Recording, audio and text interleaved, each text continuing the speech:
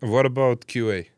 Like, if you don't have written specs, Yes. let's say, or you have as little as possible, and QA is not part of the product team, Yeah. how do they quality check? Even if it's part of the product team. Mhm. So at that point, you need to do something with your requirements.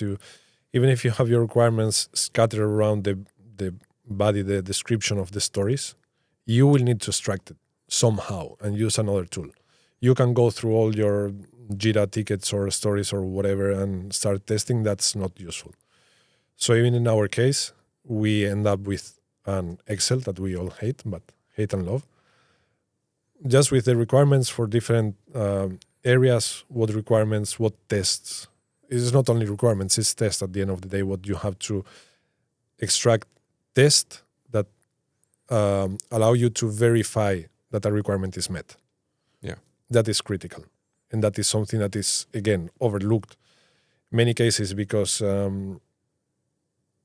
either technological companies are not led by technological people and they don't know how the development process works, or the engineers that are working are just, software engineers that I always said, we all develop tunnel vision.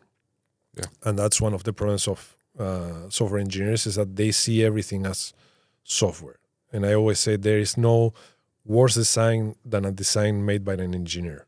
And I'm an engineer, so I know. We usually overcomplicate things. We see everything from our point of view. There has to be somebody from the outside that keeps an eye on that. And also somebody that keeps an eye on quality. And the only way to verify that something works as it should is knowing how it should work. And how do you know? Either you have everything in your mind and you will forget something, or you have it written. So we come back to we need documentation. We need to have these things written down. You need to have how to test something, because the person that will define how something is tested maybe is not the person that will test it. Yeah. So you need a procedure, how to test it, what to expect, what is okay, what is not okay. Test procedures. Again, it depends on what you're doing, on the size of the company. You have to have something as little as possible, but as much as needed. If you need more details, back to the times of Rimac, automotive company, so serious stuff.